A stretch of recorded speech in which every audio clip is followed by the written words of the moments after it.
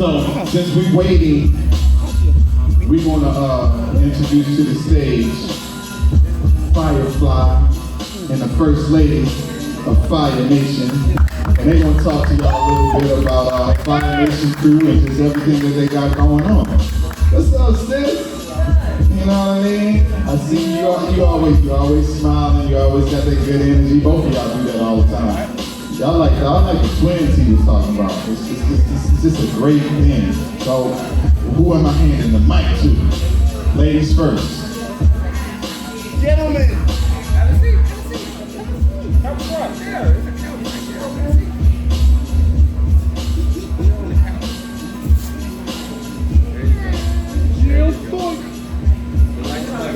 Interview. Like this all the time. Just like we're a couple, so. Y'all famous? Those of you guys that don't know me, as you said, my name is Kuma. Alright, so my name is Kuma.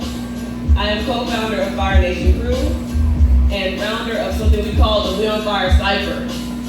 Now, a lot of times when it comes to creative, ciphers are a thing that happen between music artists or, in our case, dancers. I found rather early on in life that there wasn't a lot of dancers to come across, so I decided to create an avenue for dancers to connect, network, and to be able to find a free space and also a safe space to pretty much express their art. There wasn't a lot of places that I found while I was coming up as a dancer that actually made me feel safe or made me feel as though I could actually progress without criticism or without being pulled down by someone that was jealous. So we create the WeOnFyre Cypher for creatives of all different avenues. So when you come to the cypher, you don't have to be a dancer. Some people, we actually just like people to come that just enjoy the culture of dance in general. So we have artists, we have photographers, videographers, all different types of people in different forms of art that come around and network. Now eventually, yes, we'll have vendors. Right now, we like to travel in different areas, first it was different cities, then it became different states, and now we're in different countries. Last September, we had a cypher in Uganda, and so far we are working on things in other places in Africa as well. But that turnout was amazing. It was an eye opener for me because at that point I saw the fruits of my labor. I saw what was coming to be of the dream that I had a few years ago, thinking that nothing could happen from that. I was just going to have a few dancers come around, but that right there should be proof in itself that with the mind of two people, one, and networking and resources, you can make almost anything happen. Community is key to almost everything you do. With that being said, I'm gonna give my hand over to my right hand.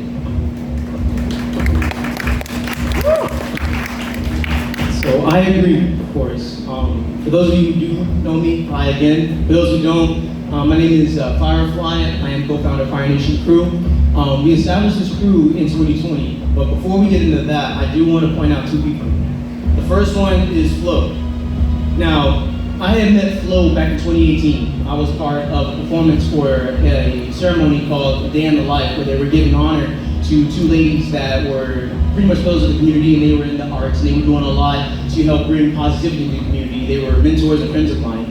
And I remember when I met him then, it was like, yeah, he wasn't like all the other artists. And it was that connection that dropped the seed, because then after that, they hit me up in 2020 to do a visual on a bridge. And I was like, you know what, that's cool. I didn't know who this man was when I first met him, or even the second time I met him, because he's literally been the most genuine person, right? But after that, it was like the light bulb went off. I ended up following both of his pages, because I followed the Global Flow one, but I didn't follow the 6 Flow one yet until he made that song. I found Mr. 47, my 47, I found you because of that. You and I had been in a music video already before that, so all of us ended up having common pieces of the same puzzle. Now, the ideal for our crew, the whole concept of being like FyreNation, was to create a collective of dancers and people who want to do something in the community that were on fire and had passion for their artistry. And that is what became the hub of what we do. And that's where WeOnFyre comes from. And I know as modest as she is, Kuma's biggest thing is she doesn't ever just do something for herself. So we've already started the group at this point. We're starting to do our thing. We had people tell us some things that we found were kind of interesting. Like they told us you would never ever be able to make it doing a family-friendly event in Atlanta. Nobody wants that. Nobody wants to hear about the old school when it comes to hip hop or what the original virtues and values were. They also told us that what we were doing was a failing art. These are things that I laugh at now, honestly, because within a year we went from being just a crew that people kind of heard about to being known internationally. Not because we were out there yelling that we're the loudest or the greatest, but because we were genuinely creating movement in the community. We're building events, we were building all kinds of networks with people, reaching out to people who also had a desire to do what they do. I took what I was doing individually with my Battle Business Mentality classes, teaching artists and creatives the basic pathways they need to navigate around these individuals that take the life out of other people by absorbing them under their banners, what we call eclipsing, taking somebody else's artistry and putting their logo on top of it, like it's theirs. We also started reaching out and building events to bring back the original values, virtues, and elements of original hip hop. And telling people that it's not an old thing, it's not a distant thing, it is a now thing. It is a thing that was built back in August 11th, 1973 to beat the odds that people were given, right? That was the entire point, was to take what they had, build a patchwork puzzle piece, put something together with that, put it out there and say, hey, this is how we're gonna save our own lives. Since the community that exists doesn't wanna recognize us, we build our own. That's why we have nicknames, that's why we have crew names, that's why we have our own appearance in hip hop as a cultural movement. Arts have always been our way of giving ourselves identity and collective representation. All of that became part of our hub, and as people kept telling us we couldn't do it, we kept saying, bet. And then doing it. And they went from talking about us to copying our words, because now they were inspired. They went from saying we couldn't do it to asking us how did we do it, because they finally realized it was possible. And sometimes people like to build their paths on what they think are stones, stepping stones. Those are really the skulls of other people whose dreams you stepped on and destroyed because you didn't think it was possible. And we're about bringing that and breaking that particular element away. We believe in the Most High.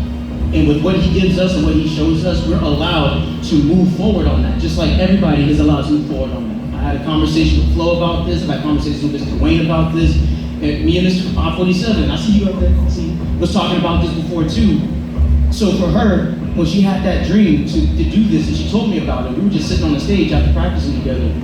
We didn't know a year later that we would be connected with people that are international. We didn't know a year later, 200 plus people from multiple countries in Africa would converge in Uganda under the guise of feeling and understanding and wanting to perpetuate everything we teach here and create a movement based on this. We didn't know we were gonna have members in Germany, members in Africa, members in the Philippines that are now representing and doing this in their communities too. But it's not just about us. With what Mr. Dwayne is doing with flowers, we understand that things happen in life. People throw dirt on you. Well, you're a seed, you're a flower. So when they throw dirt on you, guess what? Add a little water, you'll keep growing.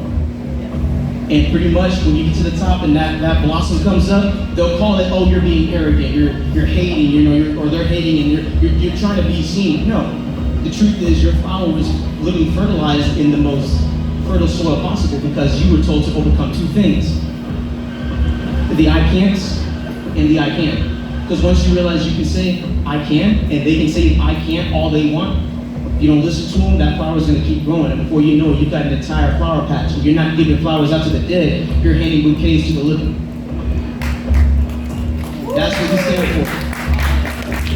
So, and I don't wanna be long-winded because I know we got things we gotta take care of, but I wanna say thank you again for allowing us to even talk about this. And just, for those who follow us, those who are keeping up with our journey, thank you, And for those of you who might not think you started your journey, progress is progress, whether it's big or small. That's a matter of perception, not a matter of reality. Y'all have a good one. That is a matter of perception, not reality. Oh,